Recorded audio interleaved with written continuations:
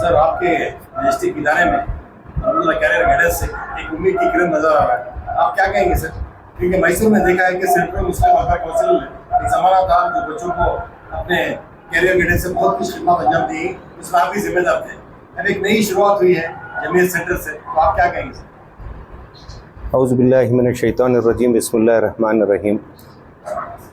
जैसा कि post Covid जो एरा आया, अर्लियर टू कोविड 2019-20 के पहले CMWC ये काम अंजाम देती आ रही थी। उसके बाद थोड़ी बहुत गैप आ गई और चंद दिन क़बल मौलाना अरशद साहब ने हमारे से राबिता क़ाइम पर किया और ये बात उभर के आई कि एक सेंट्रलाइज प्लेस में ये प्रोजेक्ट को आगे ले चलें, और उन्होंने जो पुत्तूर कम्युनिटी सेंटर जो काम करता आ रहा है वो उसके ताल्लुक़ से हम तमाम को जोड़ा और बहुत सारे मालूमात फराहम किए, और जिसके पेश नज़र हमने एक छोटा सा एक शुरुआत दी है कि Jamiat career guidance centre Mysore, और उसकी ज़ेर निगरानी यहाँ पर सेकेंड PUC और 10th स्टैंडर्ड के जो बच्चे पास आउट होने जा रहे हैं और या हो चुके हैं, उनके लिए आने वाले साल में क्या उनका मुस्तकबिल बने, उसके ताल्लुक़ से पुत्तूर की टीम को हमने आज इनवाइट किया, और अल्हम्दुलिल्लाह उनके बहुत सारे बातें आपके सामने ऑलरेडी आ चुके हैं। और मैजेस्टिक स्कूल इसलिए ये सेलेक्ट की गई कि यहाँ पर इंफ्रास्ट्रक्चर भी है और साथ ही साथ एक औक़ाफ़ी इदारा है और सेंट्रली प्लेस्ड है, और यहाँ के मुसलमानों के एक ज़्यादा आबादी की जगह में दरमियान में है, इसलिए हमने सोचा कि यहाँ पर एक ये काम यहाँ से शुरुआत करें। आइंदा चल कर इंशाअल्लाह देखा जाए कि अगर जगह कम हुई तो नेक्स्ट प्रोजेक्ट भी हम दूसरे जगह तय करने पर सोचना पड़ेगा। और इसमें हमारा एक इनाग्रल प्रोग्राम भी होगा। सुबह 9 बजे रजिस्ट्रेशन स्टार्ट होगा और 10 बजे से इनाग्रल फंक्शन रहेगा। उसमें हम some very high profile personalities को इनवाइट कर रहे हैं। इंशाल्लाह वो 3-4 अहबाब आके अपने अपने तासुरात पेश करेंगे, वो मोटिवेट करेंगे बच्चों को और उनके पेरेंट्स को, और साथ ही साथ इंशाल्लाह हम तनवीर सेठ साहब जो हमारे हालिया MLA हैं उन्हें भी हम इनवाइट कर रहे हैं कि वो आके प्रिसाइड करें प्रोग्राम पे। इंशाल्लाह ये एक नुमाया प्रोग्राम रहेगा और उम्मीद है अल्लाह की रब्बुल इज़्ज़त से कि ये, और मैं दुआ गो भी हूँ कि इंशाल्लाह ये बहुत अच्छा काम होगा और इससे कौम व मिल्लत के लिए बहुत बड़ा फ़ायदामंद होगा। और ये 15 तारीख़ मई को तय पाया गया है इंशाअल्लाह। आज शहर मैसूर में शहर के आमाइदीन, बिलखुसूस यहाँ के प्रोफेसर्स, लेक्चरर्स और ज़िम्मेदार अहबाब जो कौम व मिल्लत की फ़िक्र करते हैं, वो सब यहाँ जमा हैं। हमारे जमा होने का मकसद सिर्फ़ एक है, वो मकसद ये है कि जो बच्चे हमारे और जो नौजवान PUC का एग्ज़ाम दिए हैं और 10th का एग्ज़ाम दिए हैं, एग्ज़ाम देने के बाद उन लोगों के लिए गाइड करना और उनको सपोर्ट करना और उनके लिए सही रास्ता बताना, ये हमारा मकसद है। ये बात सब जानते हैं कि जितने नौजवान और जितने बच्चे हमारे पढ़ रहे हैं उनके सामने कोई रास्ता खोला हुआ नहीं होता। उनको वो सिर्फ पढ़ना जानते हैं और उनको गाइड करने वाला नहीं होता कोई। या तो वो अपने क्लासमेट से कोई मशवरा लेकर गाइड ले लेते हैं उससे, और वो सही मानों में गाइड नहीं कर सकता। आप जानते हैं कि गाइड करना और उनको जो है काउंसलिंग करना, समझाना, उनके लिए रास्ता बताना, ये एक्सपर्ट्स का काम होता है। कौन किस काबिलियत का है, किसके अंदर क्या सलाहियत है, ये हर कोई नहीं जानता। लिहाजा इसके लिए बाकायदा एक टीम वर्क चाहिए, और जो लोग इसके अंदर दर्क रखते हैं और समझ रखते हैं, जिनको इसके अंदर तजर्बा है और जिनको इसके अंदर काबिलियत है, वो लोग इसके अंदर आगे बढ़कर अल्हम्दुलिल्लाह काम कर रहे हैं। ہمارے ساتھ اس مرتبہ پتور کمیونٹی سینٹر کے جناب حنیف صاحب ہیں اور جناب امتیاز صاحب ہیں. پتور میں یہ لوگ پچھلے 4 سال سے بہت اہم کام کر رہے ہیں.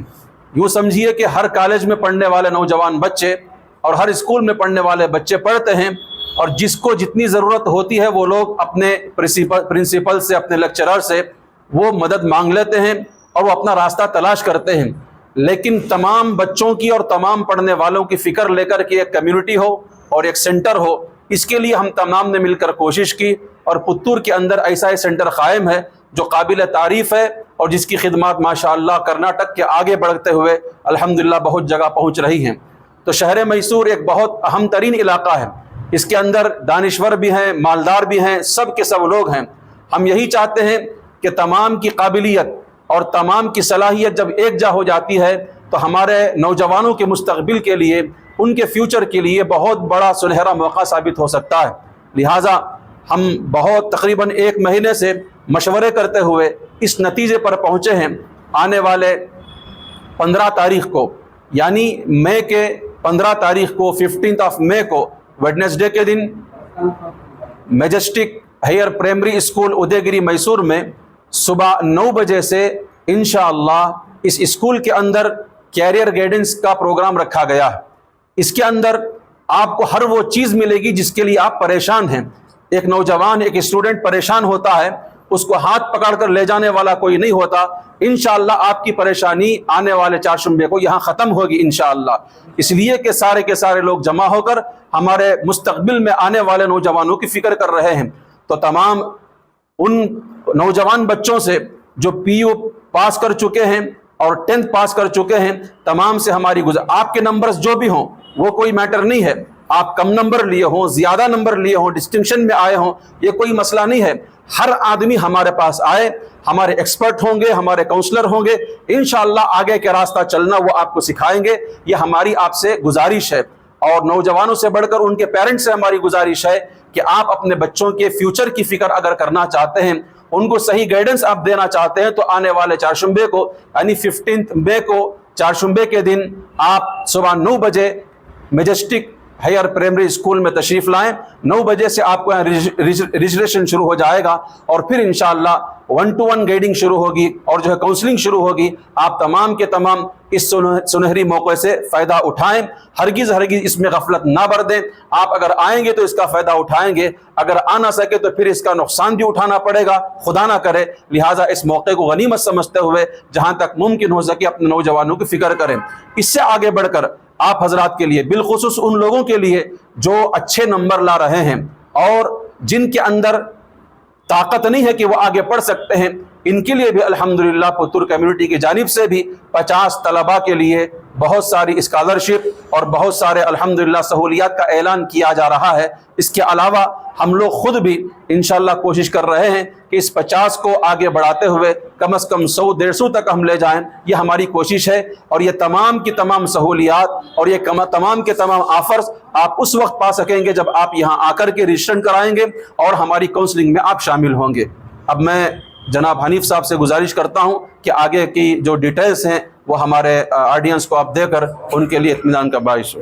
سر آپ الحمدللہ طلباء کے لیے ایک رام مؤسس کر رہے ہیں جو PUC کر چکے ہیں, اس کے لیے آپ ایک طرح کا رام ورک ہے.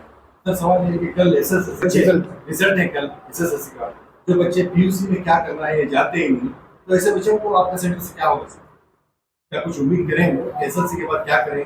جی اصل میں ہمارا جو ہے ٹارگٹ 10th والے ہی تھے. بعد میں حنیف صاحب سے مشورہ ہوا, ہمارا تھا کہ 10th کے بعد کیا کرنا ہے, لیکن بعد میں معلوم ہوا کہ 10th کے لیے ابھی بھی وقت ہو سکتا ہے, وہ سنبھلنے میں, سدھرنے میں, رائے لینے میں وقت کر سکتے ہیں.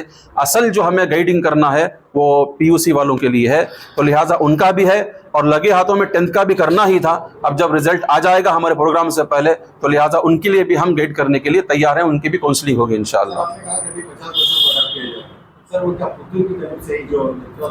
جی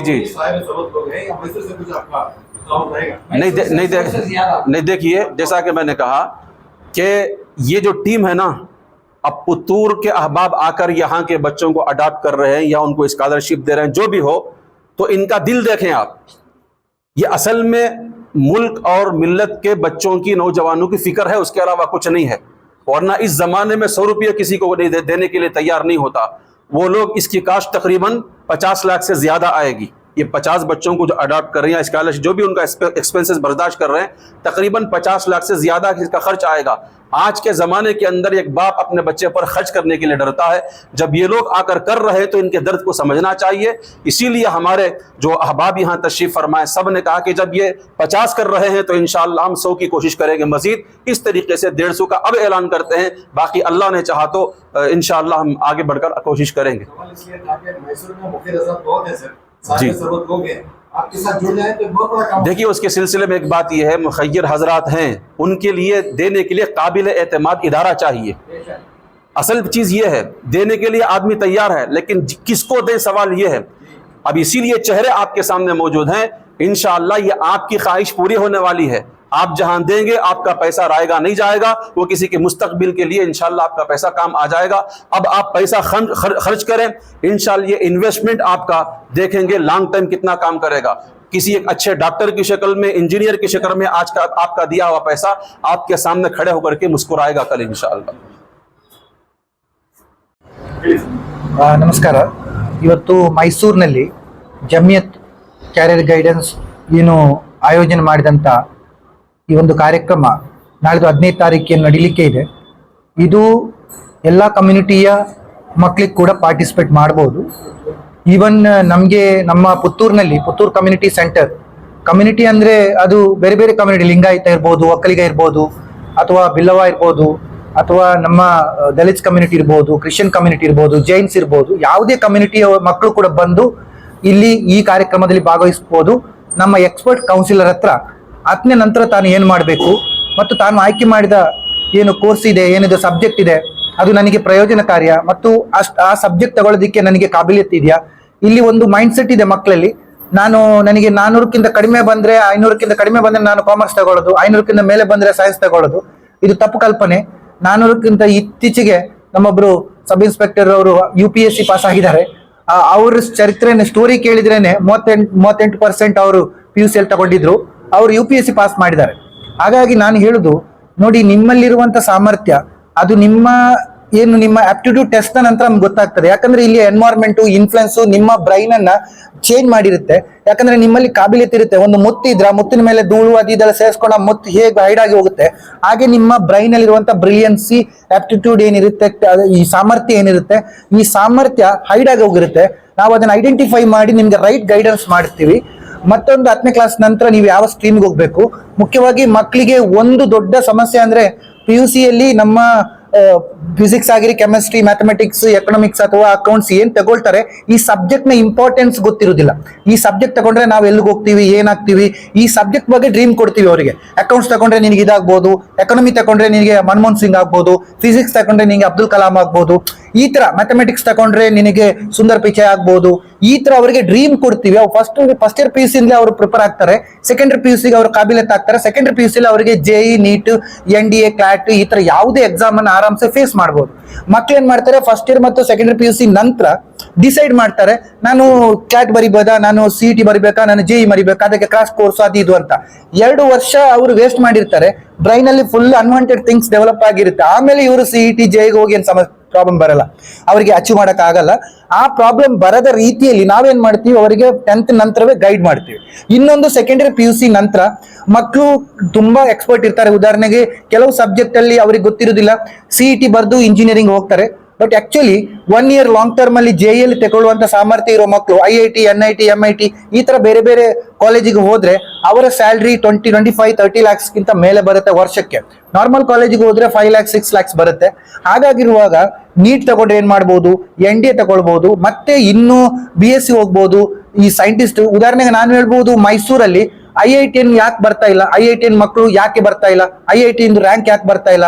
ಬಿಹಾರದಲ್ಲಿ ಬರ್ತಾ ಇದೆ. ಬಿಹಾರದಲ್ಲಿ ಯಾಕಂದ್ರೆ ಅಲ್ಲಿ ಎನ್ವೈರನ್ಮೆಂಟ್ ಇದೆ, ಇನ್ಫ್ಲುಯೆನ್ಸ್ ಇದೆ, ಮತ್ತೆ ಇನ್ಸ್ಪಿರೇಷನ್ ಇದೆ. ಇಲ್ಲಿ ಆ ತರ ಎನ್ವೈರನ್ಮೆಂಟ್ ಇಲ್ಲ, ಇನ್ಫ್ಲುಯೆನ್ಸ್ ಇಲ್ಲ, ಇನ್ಸ್ಪಿರೇಷನ್ ಇಲ್ಲ. ಇದು ಮಾಡುವಂತ ಒಂದು ಪ್ರಯತ್ನ ನಾವು ಇಲ್ಲಿ ಮಾಡ್ತೀವಿ. ಒಂದೆರಡು ಮಕ್ಕಳು, ಯಾವುದೇ ಕಮ್ಯುನಿಟಿಯ ಮಕ್ಕಳು IIT ಅಲ್ಲಿ ಹೆಚ್ಚುವಾಗಿ ಒಂದು ಹೋರ್ಡಿಂಗ್ ಎಲ್ಲ ಬೀಳ್ಲಿಕ್ಕೆ ಸ್ಟಾರ್ಟ್ ಆದ್ರೆ ಆಟೋಮೆಟಿಕಲಿ ಆಗಿ ಮಕ್ಕಳು ಮತ್ತೆ ಉಳಿದ ಮಕ್ಕಳು ಇಂಟ್ರೆಸ್ಟ್ ತಗೊಳ್ತಾರೆ. ಇಲ್ಲಿ ಕಾಣ್ತಿರೋ ಹೋರ್ಡಿಂಗ್ ಎಲ್ಲ ಅದು ನೀವು ತಿಳ್ಕೊಂಡಿರುವ ಹಾಗೆ ಅದು ಇಲ್ಲಿ ಮೈಸೂರಿನ ಮಕ್ಕಳದಲ್ಲ, ಅದು ಡೆಲ್ಲಿನಲ್ಲೋ ಎಲ್ಲೋ ತೆಗೆದ ಮಕ್ಕಳು ಅವ್ರದ್ದು ಮಕ್ಕಳ ಅಚೀವ್ಮೆಂಟ್ ಅನ್ನು ಇಲ್ಲಿ ಬಸ್ ನಲ್ಲಿ ಅಥವಾ ಹೋರ್ಡಿಂಗ್ ಹಾಕಿ ಬಿಡ್ತಾರೆ. ಬಟ್ ಆಕ್ಚುಲಿ ಆ ಹೋರ್ಡಿಂಗ್ ಅಲ್ಲಿ ಮೋಸ ಹೋಗ್ಬಿಟ್ಟು ನೀವು ಆ ಇನ್ಸ್ಟಿಟ್ಯೂಷನ್ ಹೋಗ್ತೀರಿ, ಅಲ್ಲಿ ಆ ಫ್ಯಾಕಲ್ಟೀಸ್ ಇರಲ್ಲ, ಆ ಸಿಸ್ಟಮ್ ಇರಲ್ಲ, ಆ ಮೆಥಡ್ ಇರಲ್ಲ, ನೀವು ಮೋಸ ಹೋಗ್ತೀರಿ, ದುಡ್ಡು ಕೊಡ್ತೀರಿ. ಈ ಕಾಂಪಿಟೇಟಿವ್ ಸೆಂಟರ್ಸ್ ಎಲ್ಲ ದುಡ್ಡು ಮಾಡೋ ಸೆಂಟರ್ಗಳಾಗಿದೆ. ಹಾಗಾಗಿ ನಮ್ಮ ಮಕ್ಕಳನ್ನ ರೈಟ್ ಕಾಂಪಿಟೇಟಿವ್ ಸೆಂಟರ್ಗೆ ನಾವು ಕರ್ಕೊಂಡು ಹೋಗಿ ಅವರಿಗೆ ಅಲ್ಲಿ ಗೈಡ್ ಮಾಡ್ತೀವಿ. ಅದಕ್ಕೆ ಬೇಕಾದಂತಹ ಸಿಸ್ಟಮ್ ಅನ್ನ ನಾವು ಡೆವಲಪ್ ಮಾಡ್ತೀವಿ. ಅದಕ್ಕೆ ನಾವು 4 ಪ್ರೊಸೆಸ್ ತಗೊಂಡಿದೀವಿ. ಒಂದು ಪ್ರೊಸೆಸ್ ಅಸೆಸ್ಮೆಂಟ್ ಪ್ರೊಸೆಸ್, ಎರಡನೇ ಪ್ರೊಸೆಸ್ ಕೌನ್ಸಿಲಿಂಗ್ ಪ್ರೊಸೆಸ್. ಒಂದ್ಸರಿ ನಾವು ಮಗುವಿನ ಆಪ್ಟಿಟ್ಯೂಡ್ ಟೆಸ್ಟ್ ಮಾಡಿದ್ರೆ, ಆ ಮಗುವಿನ ಕಾಬಿಲಿಯತ್ತನ್ನ ಐಡೆಂಟಿಫೈ ಮಾಡಿದ್ರೆ, ಅದರ ಇಂಟ್ರೆಸ್ಟ್, ಅದರ ಗೋಲ್ ಇದನ್ನೆಲ್ಲ ಸೆಟ್ ಮಾಡಿದ ಮೇಲೆ, ಅದು ಯಾವ ಸಬ್ಜೆಕ್ಟ್ ಅಲ್ಲಿ ಎಕ್ಸ್ಪರ್ಟ್ ಇದೆ ಅಂತ ನೋಡ್ಕೊಂಡ ಮೇಲೆ ಆ ಮಗುವಿಗೆ ನಾವು ಕೌನ್ಸಿಲಿಂಗ್ ಮಾಡ್ತೀವಿ. ಕೌನ್ಸಿಲಿಂಗ್ ಆದ ನಂತರ ಆ ಮಗುವಿನ ಎಕ್ಸ್ಪರ್ಟ್ ಫೀಲ್ಡ್ ಗೆ ನಾವು ಮೆಂಟರ್ಶಿಪ್ ಮಾಡ್ತೀವಿ. ಮೆಂಟರ್ಶಿಪ್ ಅಂದ್ರೆ ಒಬ್ರು ಎಕ್ಸ್ಪರ್ಟ್ ಅವರಿಗೆ ಮೆಂಟರ್ ಮಾಡ್ತಾರೆ. ಆಲ್ರೆಡಿ CA ಆಗಿರೋರು CM ಇಂಟ್ರೆಸ್ಟ್ ಮಕ್ಕಳಿಗೆ ಮೆಂಟರ್ ಮಾಡ್ತಾರೆ. ಆಲ್ರೆಡಿ ಡಾಕ್ಟರ್ ಆದವರು ಡಾಕ್ಟರ್ ಮಾಡುವಂತ ಮಕ್ಕಳಿಗೆ ಮೆಂಟರ್ಶಿಪ್ ಮಾಡ್ತಾರೆ. ಸೈಂಟಿಸ್ಟ್ ಆದವರು ಸೈಂಟಿಸ್ಟ್ ಅವರಿಗೆ ಮೆಂಟರ್ಶಿಪ್ ಮಾಡ್ತಾರೆ. ಆ ಮೆಂಟರ್ಶಿಪ್ ನಂತರ ಅವರಿಗೆ ನಾವು ಸಪೋರ್ಟ್ ಸಿಸ್ಟಮ್ ಡೆವಲಪ್ ಮಾಡ್ಕೊಡ್ತೀವಿ. ನಾವೇನ್ ಮಾಡ್ತೀವಿ, ಮಕ್ಕಳ ಜೊತೆ ಮಾತಾಡಿ ಅವ್ರಿಗೆ ಒಳ್ಳೇದು ಗುಡ್ ಲಕ್ ನೀನು ಸೈಂಟಿಸ್ಟ್ ಆಗೋ ಅಂತ ಕಳಿಸ್ಕೊಡ್ತೀವಿ. ಪಾಪ ಅವರಿಗೆ ಫೈನಾನ್ಷಿಯಲ್ ಪ್ರಾಬ್ಲಮ್ ಇರುತ್ತೆ, ಮನೆಯಲ್ಲಿ ಸಮಸ್ಯೆ ಇರುತ್ತೆ, ಹೇಳ್ಕೊಳಕ್ ಆಗಲ್ಲ. ಅಂತ ಸಮಸ್ಯೆಯಲ್ಲಿ ಕೌನ್ಸಿಲಿಂಗ್ ಅಲ್ಲಿ ನಮ್ಗೆ ಗೊತ್ತಾಗ್ಬಿಡುತ್ತೆ ಅವರಿಗೆ ಫೈನಾನ್ಷಿಯಲ್ ಸಮಸ್ಯೆ ಇದೆ ಅಂತ. ಅದನ್ನ ಅರ್ಥ ಮಾಡ್ಕೊಂಡು ನಾವು ಸಪೋರ್ಟ್ ಸಿಸ್ಟಮ್ ಅನ್ನು ಡೆವಲಪ್ ಮಾಡ್ಕೊಡ್ತೀವಿ. ಸಪೋರ್ಟ್ ಸಿಸ್ಟಮ್ ಅಲ್ಲಿ ಏನ್ ಬರುತ್ತೆ ಅಂದ್ರೆ ಕಾಲೇಜಸ್ ಬರುತ್ತೆ, ಅವರಿಗೆ ಸ್ಕಾಲರ್ಶಿಪ್ ಬರುತ್ತೆ, ಫೀಸ್ ಬರುತ್ತೆ, ಅಡಾಪ್ಷನ್ ಬರುತ್ತೆ, ಮತ್ತೆ ಅವರಿಗೆ ಸಿಗುವಂತ competitive exam centre best centre ಅಲ್ಲಿ ಫ್ರೀ ಆಫ್ ಕಾಸ್ಟ್ ಕೂಡ ಸಿಗ್ತದೆ. ಕೆಲವು ಸೆಂಟರ್ ನಲ್ಲಿ ಫ್ರೀ ಆಫ್ ಕಾಸ್ಟ್ ಕೊಡ್ತಾರೆ. ಅಂತದನ್ನೆಲ್ಲ ರೆಫರ್ ಮಾಡ್ಕೊಂಡು ನಾವು ಅವ್ರನ್ನ ಅಲ್ಲಿ ಕಳಿಸ್ತೀವಿ. ಮತ್ತೆ ಇನ್ನು ಫಂಡಿನ ಅಗತ್ಯ ಇದ್ರೆ ನಾವು ಖಂಡಿತ ನಮ್ಮ ಸಮಾಜ ಎಜುಕೇಶನ್ ಗೆ ತುಂಬಾ ಸಪೋರ್ಟ್ ಮಾಡುವಂತ ಸಮಾಜ. ನನಗೆ ಗೊತ್ತಿದೆ, ನಮ್ಮ ಸೆಂಟರ್ ಅಲ್ಲಿ ಎಷ್ಟೋ ಮಕ್ಕಳು ಅಚೀವ್ ಮಾಡಿದ್ರೆ ಅದಕ್ಕೆ ಎಲ್ಲ ಕಮ್ಯುನಿಟಿ ಅವರು ಸಪೋರ್ಟ್ ಮಾಡಿದ್ದಾರೆ. ಕೇವಲ ಮುಸ್ಲಿಮ್ಸ್ ಕಮ್ಯುನಿಟಿ ಅವರು ಮಾತ್ರ ಅಲ್ಲ, ಹಿಂದೂ ಕಮ್ಯುನಿಟಿ ಅವರು, ಕ್ರಿಶ್ಚಿಯನ್ ಕಮ್ಯುನಿಟಿ ಅವರು ಕೂಡ ನಮ್ಮ ಸೆಂಟರ್ಗೆ ಸಪೋರ್ಟ್ ಮಾಡಿಕೊಂಡು ನಾವು ಮಕ್ಕಳನ್ನ ಎಲ್ಲಾ ಕಮ್ಯುನಿಟಿ ಮಕ್ಕಳನ್ನ ಡೆವಲಪ್ ಮಾಡ್ತೀವಿ. ನಮ್ಮ ಮುಖ್ಯ ಉದ್ದೇಶ ನ್ಯಾಷನಲ್ ಹ್ಯೂಮನ್ ರಿಸೋರ್ಸ್ ಡೆವಲಪ್ಮೆಂಟ್, ರಾಷ್ಟ್ರೀಯ ಮಾನವ ಸಂಪನ್ಮೂಲ ಅಭಿವೃದ್ಧಿ ಯೋಜನೆ. ರಾಷ್ಟ್ರದ ಮಕ್ಕಳ ಬ್ರೈನ್ ಅನ್ನ ರಾಷ್ಟ್ರದ ಹಿತಾಸಕ್ತಿಗೆ ಅಭಿವೃದ್ಧಿಗೆ ಯೂಸ್ ಮಾಡ್ಕೋಬೇಕು. ದೇಶದ ಪ್ರಗತಿಯಲ್ಲಿ ನಮ್ಮ ಮಕ್ಕಳ ಬ್ರೈನ್ ಯೂಸ್ ಆಗಬೇಕು. ರೀಲ್ಸ್, ಟಿಕ್ಟಾಕ್ ಟೈಮ್ ಸ್ಪೆಂಡ್ ಮಾಡಿ ನಮ್ಮ ಮಕ್ಕಳ ಬ್ರೈನ್ ಅನ್ನು ಹಾಳು ಮಾಡುವಂತ ಒಂದು ಷಡ್ಯಂತ್ರ, ವಿದೇಶಿ ಷಡ್ಯಂತ್ರ ನಡೀತಾ ಇದೆ. ನಮ್ಗೆ ಇನ್ಸ್ಟಾಗ್ರಾಮ್, ರೀಲ್ಸ್, ಫೇಸ್ಬುಕ್ ನಲ್ಲಿ ನಮ್ಮ ಮಕ್ಕಳನ್ನ ಎಡಿಕ್ಟ್ ಮಾಡಿಕೊಂಡು ನಮ್ಮ ಹ್ಯೂಮನ್ ರಿಸೋರ್ಸ್ ಏನು ಅತಿ ಹೆಚ್ಚು ಜನಸಂಖ್ಯೆ ಇರುವ ಭಾರತದ ಹ್ಯೂಮನ್ ರಿಸೋರ್ಸ್ ಅನ್ನು ಹಾಳು ಮಾಡುವಂತ ಒಂದು ಪ್ರಯತ್ನ, ಒಂದು ಷಡ್ಯಂತ್ರ ವಿದೇಶಿ ಮೂಲಗಳು ನಡೀತಿರುವಾಗ ನಮ್ಮ ಮಕ್ಕಳನ್ನ ನಾವು ರೈಟ್ ಗೈಡೆನ್ಸ್ ಮಾಡಿ, ಅವರಿಗೆ ರೈಟ್ ಇನ್ಫ್ಲುಯೆನ್ಸ್ ಮಾಡಿ, ರೈಟ್ ಮೆಂಟರ್ಶಿಪ್ ಮಾಡಿ ಅವರನ್ನ ಡೆಫಿನೆಟ್ಲಿ ಅಚೀವ್ ಮಾಡುವಂತ ಪ್ರಯತ್ನ ಮಾಡೋದಕ್ಕೆ ಇವತ್ತು ಜಮಿಯತ್ ಉಲಮಾ ಅವರು ಏನು ಈ ಒಂದು ಪ್ರಯತ್ನ ಮಾಡಿದ್ದಾರೆ. ಮೌಲಾನಾ ಅರ್ಷದ್ ಸಾಬ್ ಅವರು ನಮ್ಮ ಪುತ್ತೂರಿಗೆ ಬಂದು ಸ್ಟಡಿ ಮಾಡಿಕೊಂಡು ಆನಂತರ ಇಲ್ಲಿ ಕರ್ಕೊಂಡ್ಬಂದು ಇಲ್ಲಿರುವಂತ ಎಲ್ಲ ಇಂಟೆಲೆಕ್ಚುಯಲ್ ಗಳನ್ನ, ಅದೇ ರೀತಿ ಪ್ರೊಫೆಸರ್ಸ್ ಗಳನ್ನ, ಅದೇ ರೀತಿ CA ಗಳನ್ನ, ಬೇರೆ ಬೇರೆ ಇಂಟೆಲೆಕ್ಚುಯಲ್ ಗಳನ್ನ ಸೇರಿಸ್ಕೊಂಡು ಈ ಒಂದು ಕಾರ್ಯಕ್ರಮ ಮಾಡ್ತಾ ಇರೋದು ನಮಗೆ ಒಂದು ಆನೆ ಬಲ ಬಂದಂತಾಗಿದೆ. ಹಾಗಾಗಿ ನಾವು ಉತ್ಸಾಹದಿಂದ ನಾವು 50 ಸ್ಟೂಡೆಂಟ್ಸ್ ಗೆ 100% ಸ್ಕಾಲರ್ಶಿಪ್ ಕೊಡ್ತೀವಿ ಅಂತ ಹೇಳಿರೋದು. ಅದನ್ನ ಖಂಡಿತ ನಾವು ಮಾಡ್ತೀವಿ. ನಮ್ಮ ಈ ಪ್ರಯತ್ನ 15 ತಾರೀಕಿಗೆ ಆಗ್ಲಿಕ್ಕಿದೆ. ನೀವು ಅವತ್ತು ಎಲ್ಲರೂ ಮಕ್ಕಳು ಬರಬೇಕು, ಪೇರೆಂಟ್ಸ್ ಬರಬೇಕು, ಎಲ್ಲ ಕಮ್ಯುನಿಟಿ ಅವರು ಬರಬೇಕು, ಮಕ್ಕಳನ್ನ ಕರ್ಕೊಂಡು ಬನ್ನಿ. ಏನಾದ್ರೂ ಹೆಚ್ಚು ಕಡಿಮೆ ಆದ್ರೂ ತೊಂದರೆ ಇಲ್ಲ. ನಮ್ಮ ಪ್ರೊಸೆಸಿಂಗ್ ಸಿಸ್ಟಮ್ ಇರುತ್ತೆ, ಅಸೆಸ್ಮೆಂಟ್ ಸಿಸ್ಟಮ್ ಅಲ್ಲಿ ಅದೊಂದು ಪ್ರೊಸೆಸ್. ನಿಮಗೆ ಬಂದವತ್ತೇ ಕೌನ್ಸಿಲಿಂಗ್ ಆಗ್ಬೇಕಂತ ಹೇಳಿಲ್ಲ, ಮರುದಿನ ನಿಮಗೆ ಕಾಲ್ ಸೆಂಟರ್ ಮುಖಾಂತರ ಕಾಲ್ ನಲ್ಲೂ ನಮ್ಮ ಕೌನ್ಸಿಲರ್ಸ್ ಕಮ್ಯುನಿಕೇಟ್ ಮಾಡಬಹುದು. ಇವತ್ತು ಏನಾಗಿದೆ, ಕೊನೆಯಲ್ಲಿ ಮುಗಿಸುವ ಮೊದಲು ನಮ್ಮಲ್ಲಿ ಕಾಲ್ ಸೆಂಟರ್ಸ್ ಗಳು ಬರ್ತಾ ಇದೆ. ಕಾಲ್ ಸೆಂಟರ್ ಇಂದ ಕಾಲ್ ಬರ್ತದೆ ಮಕ್ಕಳಿಗೆ ಹೇಳ್ತಾರೆ ಅಲ್ಲಿ ಸೀಟ್ ಇಲ್ಲ, ಸೀಟ್ ಫುಲ್ ಆಗಿದೆ, ಈ ಕೋರ್ಸ್ ತುಂಬಾ ಆಪ್ಷನ್ ಅವಕಾಶ ಉಂಟು ಅಂತ. ಈ ಪೇರೆಂಟ್ಸ್ ಭಯಪಡ್ತಾರೆ ಮಕ್ಕಳಿಗೆ ಸೀಟ್ ಸಿಗುದಿಲ್ಲ, ಮಕ್ಕಳು ಕೂಡ ಫೋರ್ಸ್ ಮಾಡ್ತಾರೆ ಅಮ್ಮ ಸೀಟ್ ಸಿಗುದಿಲ್ಲ ಅಂತ ಹೇಳ್ಕೊಂಡು. ಹಾಗೆ ಈ ಕಾಲ್ ಸೆಂಟರ್ನವರ 30,000 20,000 ಕಮಿಷನ್ ದಂಧೆಯಲ್ಲಿ ಈ ಮಕ್ಕಳ ಲೈಫ್ ಹಾಳಾಗ್ತದೆ. 98% 100% ತಗೊಂಡಂತ ಮಕ್ಕಳನ್ನ ಸಿಂಪ್ಲಿ ಕೋರ್ಸಸ್ಗೆ ಹಾಕ್ಬಿಟ್ಟು ನಮ್ಮ ಮಕ್ಕಳ ಲೈಫ್ ಅನ್ನ, ಟೈಮ್ ಅನ್ನ ಕೊಲಾಪ್ಸ್ ಮಾಡ್ತಾ ಇದ್ದಾರೆ. ನಮ್ಮ ಮಕ್ಕಳ ಇಂಟೆಲೆಕ್ಚುಯಲ್ ಪ್ರಾಪರ್ಟಿ ಹಾಳಾಗ್ತಾ ಇದೆ. ಸಿಗುವಂತದ್ದು 90%, 100 ಮಕ್ಕಳು, 1000ದಲ್ಲಿ 100 ಮಕ್ಕಳು ನಮಗೆ ಇಂಟೆಲೆಕ್ಚುಯಲ್ ಪ್ರಾಪರ್ಟಿ ಮಕ್ಕಳು ಸಿಗುವಂತದ್ದು. ಆ 100 ಮಕ್ಕಳು ಕೂಡ ಡೈವರ್ಟ್ ಆದ್ರೆ ಹ್ಯೂಮನ್ ರಿಸೋರ್ಸ್ ಅಲ್ಲಿ ಡೆವಲಪ್ ಆಗುತ್ತೆ. ಹಾಗಾಗಿ ಮೈಸೂರಲ್ಲಿ UPSC ಗಳು ಬರ್ಲಿಕ್ಕೆ ಆಗ್ತಾ ಇಲ್ಲ. UPSC ನಿಮ್ಗೆ ರಿಸಲ್ಟ್ ಯಾಕೆ ಬರ್ತಾ ಇಲ್ಲ ಮೈಸೂರಲ್ಲಿ ಅಂದ್ರೆ ಇದೇ ಸಮಸ್ಯೆ. ನಿಮ್ಮಲ್ಲಿ ಇಂಟೆಲೆಕ್ಚುಯಲ್ ಮಕ್ಕಳನ್ನ ಮಾನಿಟರಿಂಗ್ ಮಾಡಿ ಅವರಿಗೆ ಸಪೋರ್ಟ್ ಸಿಸ್ಟಮ್ ಡೆವಲಪ್ ಮಾಡಿ ಗೋಲ್ ರೀಚ್ ಮಾಡುವಂತ ಯಾವುದೇ ಸಿಸ್ಟಮ್ ಇಲ್ಲ. ಎರಡನೇದು, ಇಲ್ಲಿ IIT ಬರ್ತಾ ಇಲ್ಲ, NDA ನ್ಯಾಷನಲ್ ಡಿಫೆನ್ಸ್ ಅಕಾಡೆಮಿಗೆ ಮಕ್ಕಳು ಇಲ್ಲ. ಇದನ್ನೆಲ್ಲ ಮಾಡುವಂತ ಒಂದು ಪ್ರಯತ್ನ ಇವತ್ತು ಮಾಡ್ತಾ ಇದ್ದಾರೆ. ಖಂಡಿತ ಇದು ಯಶಸ್ವಿ ಆಗುತ್ತೆ. ಇದಕ್ಕೆ ಎಲ್ಲರೂ ಸಪೋರ್ಟ್ ಮಾಡಿ. ಮೈಸೂರಿನ ಜನ ಖಂಡಿತವಾಗ್ಲೂ ನನಗೆ ಗೊತ್ತಿರೋ ಹಾಗೆ ಮೈಸೂರು ಅಂದ್ರೆ ಒಂದು ನಮ್ಗೆಲ್ರಿಗೂ ಹೋಳಿ ಒಂಥರ ಇನ್ಸ್ಪಿರೇಷನ್ ಅಂತ ಹೇಳ್ತೇವೆ, ಇನ್ಸ್ಪಿರೇಷನ್ ಅಂತ ಒಂದು ಸ್ಫೂರ್ತಿದಾಯಕ ಒಂದು ಇದು, ಆ ಸ್ಫೂರ್ತಿದಾಯಕವಾದ ವಿಷಯಗಳು ಇವತ್ತು ಇಲ್ಲಿ ಪುನಃ ಒಂದು ಆಗುತ್ತೆ ನೆಕ್ಸ್ಟ್ ಜನರೇಷನ್ ಮಕ್ಕಳಿಗಾಗಿ. ಆ ಪ್ರಯತ್ನಕ್ಕೆ ನಮ್ಮ ಮೌಲಾನರವರು ಅದೇ ರೀತಿ ಎಲ್ಲರೂ ಲೀಡರ್ಶಿಪ್ ಕೊಟ್ಟಿದ್ದಕ್ಕೆ ಧನ್ಯವಾದ ಅರ್ಪಿಸ್ತಾ ನಾನು ಹೇಳಿದ್ ನಾಳೆ 15ನೇ ತಾರೀಕು ಕಾರ್ಯಕ್ರಮ ತಾವೆಲ್ಲರೂ ಭಾಗವಹಿಸಬೇಕಂತ ವಿನಂತಿಸ್ತಾ ಇದ್ದೀನಿ. ಇದು ಮೊದಲನೆಯ ಕೆರಿಯರ್ ಸೆಂಟರ್ ಕರ್ನಾಟಕದಲ್ಲಿ ಪುತ್ತೂರು ಬಿಟ್ಟಿ ಮಾಡ್ತಾ ಇರೋದು, ಇಲ್ಲ ಬೇರೆ ಕಡೆ ಮಾಡ್ತಾ ಇಲ್ಲ, ಕ್ಯಾರಿಯರ್ ಗೈಡೆನ್ಸ್ ಅಂತ ಎಲ್ಲಾ ಸೆಂಟರ್ಸ್ಗಳು ಇದೆ, ಕಾಲೇಜಿನಲ್ಲೂ ಇದೆ, ಸ್ಕೂಲ್ನಲ್ಲೂ ಇದೆ, ಎಲ್ಲರೂ ಮಾಡ್ತಾ ಇದ್ದಾರೆ. ಬಟ್ ನಮ್ದು ಸಿಸ್ಟಮೇ ಬೇರೆ. ಇವನ್ ಕರ್ನಾಟಕ ಸರ್ಕಾರದ IAS ಅಧಿಕಾರಿಗಳು, KS ಅಧಿಕಾರಿಗಳು ಕೂಡ ಬಂದು ನಮ್ಮ ಸೆಂಟರ್ಗೆ ಬಂದಿದ್ದಾರೆ, ವಿಸಿಟ್ ಮಾಡಿದ್ದಾರೆ. ನಮ್ಮ ಮೈನಾರಿಟಿ ಕಮಿಷನರ್ ಅಬ್ಸೀಮ್ ಸರ್ ಬಂದಿದ್ದಾರೆ. ಅದೇ ರೀತಿ ಮೈನಾರಿಟಿದ್ದು ಅಲ್ಪಸಂಖ್ಯಾತರ ಮೈನಾರಿಟಿ ಪ್ರಧಾನ ವ್ಯವಸ್ಥಾಪಕರಾದಂಥ ನಜೀರ್ ಸಾಬ್, KSA ನಜೀರ್ ಸಾಬ್ ರವರು ಬಂದಿದ್ದಾರೆ. ಅದೇ ರೀತಿ ನಮ್ಮ ಬಿಜೆಪಿಯ ಇವರು ನಕ್ವಿ ಸಾಬ್, ಕೆಲವರು ಬಂದಿದ್ದಾರೆ. ಹಲವಾರು ಇಲ್ಲಿ ನಮ್ಮ ಸೆಂಟ್ರಿಗೆ ಬಂದು ವಿಸಿಟ್ ಮಾಡಿದ್ದಾರೆ. ಆ ವಿಸಿಟ್ ಮಾಡಿ ಈ ಸಿಸ್ಟಮ್ ನಿಜವಾಗ್ಲೂ ಎಫೆಕ್ಟಿವ್ ಇದೆ, ಸೈಂಟಿಫಿಕ್ ಇದೆ, ಮತ್ತು ಇದು ಖಂಡಿತ ಫ್ಯೂಚರ್ ಅಲ್ಲಿ ಒಂದು ಡೆಫಿನೆಟ್ಲಿ ನಮ್ಮ ಒಂದು ದೇಶದ ಡೆವಲಪ್ಮೆಂಟ್ ಏನು ಮಕ್ಕಳ ಡೆವಲಪ್ಮೆಂಟ್ಗೆ ರೈಟ್ ಸೆಂಟರ್ ಅಂತ. ಯಾಕಂದ್ರೆ ಮೇನ್ ಸೈಂಟಿಫಿಕ್ ಸಿಸ್ಟಮ್ ಅಂತ ಹೇಳಿದ್ದಾರೆ. ಸೈಂಟಿಫಿಕ್ ಸಿಸ್ಟಮ್ ಅದರಲ್ಲಿ ಫಾರ್ಮ್ಯಾಟ್ಸ್ ಇದೆ, ಸಿಸ್ಟಮ್ ಇದೆ, ರಿಸೋರ್ಸ್ ಪರ್ಸನಾಲಿಟಿ ಇದ್ದಾರೆ, ಸಪೋರ್ಟ್ ಸಿಸ್ಟಮ್ ಮಾಡುವಂತ ಮೆಥಡ್ ಇದೆ, ಮತ್ತೆ ಮಾನಿಟರಿಂಗ್ ಸಿಸ್ಟಮ್ ಇದೆ, ಇವ್ಯಾಲ್ಯೂಯೇಷನ್ ಮೆಥಡ್ ಇದೆ, ಮತ್ತೆ ಪ್ರೋಗ್ರೆಸ್ ರಿಪೋರ್ಟ್ ಕಾರ್ಡ್ ಇದೆ. ನಮ್ದು ಮೇನ್ ವರ್ಷಕ್ಕೆ ನಾವು ಪ್ರೋಗ್ರೆಸ್ ರಿಪೋರ್ಟ್ ಮಾಡ್ತೀವಿ. ಏನು ಸ್ಕೂಲ್ನಲ್ಲಿ 98%, 100% ಅಂತ ಹೇಳ್ತಾರಲ್ಲ, ಆ ಮಕ್ಕಳೆಲ್ಲ ಎಲ್ಲಿದ್ದಾರೆ ಹೋಗಿ? ನಮ್ಮಲ್ಲಿ ಈ ಪ್ರೋಗ್ರೆಸ್ ಕಾರ್ಡ್ ಇದೆ. 98 ತಗೊಂಡವರು ನೋಡಿ IAS ಆಗಿದ್ದಾರೆ, 98 ತಗೊಂಡವರು ಲಾ ಆಗಿದ್ದಾರೆ, 98 ತಗೊಂಡವರು CA ಆಗಿದ್ದಾರೆ, 98 ತಗೊಂಡವರು ಪ್ರೊಫೆಸರ್ ಆಗಿದ್ದಾರೆ, 98 ತಗೊಂಡು ಇಂಥ ಕಡೆ ಹೋಗಿದ್ದಾರೆ ಅಂತ ಪ್ರೋಗ್ರೆಸ್ ರಿಪೋರ್ಟ್ ನಾವು ಕೊಡ್ತಾ ಇದ್ದೀವಿ. ಸ್ಕೂಲ್ನಲ್ಲಿ ಅವರೆಲ್ಲ ಏನ್ ಕೊಡ್ತಾ ಇದ್ದಾರೆ? ನಮ್ಮ ಕಾಲೇಜಲ್ಲಿ 98% ಬಂತು, SLC ಅಲ್ಲಿ, ಸೆಕೆಂಡರಿ PUC 98 ಬಂತು, 100% ಬಂತು. ಈ 100% ತಗೊಂಡು ಮಕ್ಳು ಎಲ್ಲಿದ್ದಾರೆ? ತೋರಿಸಲ್ಲ, ಅವ್ರು ಎಲ್ಲಿದ್ದಾರೆ? ಎಲ್ಲಿದ್ದಾರೆ? ಯಾವ್ದಾದ್ರು ಒಂದು ಕಂಪನಿಯಲ್ಲಿ CEO ಆಗಿದ್ದಾರೆ? ಕಾಮರ್ಸ್ ಅಲ್ಲಿ ಕಲ್ತ ಮಕ್ಕಳು ಯಾವ ಕಂಪನಿಯಲ್ಲಿ CEO ಆಗಿದ್ದಾರೆ? ಇಂದ ಮೈಸೂರಿಂದ ಹೋಗಿ ದೊಡ್ಡ ಕಂಪನಿಯಲ್ಲಿ, ನೀವು ಇದು ಬೇಡ ಮಲ್ಟಿನ್ಯಾಷನಲ್ ಕಂಪನಿಯಲ್ಲಿ ಮೈಸೂರಿಂದ ಹೋಗಿ CEO ಯಾವ ಕಂಪನಿ ಆಗಿದ್ದಾರೆ? ಆದ್ರೆ ಅವ್ರು 98, 100% ತಗೊಂಡಿರ್ಲಿಲ್ವಾ? CEO ಯಾಕೆ ಆಗಿಲ್ಲ? ಯಾಕೆಂದ್ರೆ ಆಗುವಂತ ಮಕ್ಕಳಿದ್ರು, ಅವರಿಗೆ ಸಪೋರ್ಟ್ ಸಿಸ್ಟಮ್ ಇಲ್ಲ ಆಯ್ತು, ಮತ್ತು ಸೈಂಟಿಫಿಕ್ ಆಗಿ ಅವರನ್ನ ಮಾನಿಟರಿಂಗ್ ಮಾಡಿ ಗೋಲ್ ರೀಚ್ ಮಾಡುವಂತ ಯಾವುದೇ ಸಿಸ್ಟಮ್ ಇಲ್ಲ ಆಯ್ತು. ಅದು ಇವತ್ತು ಇವರು ಮಾಡ್ತಾ ಇರೋದು ವಿಶೇಷ ಆದ್ರು ಅಷ್ಟೇ.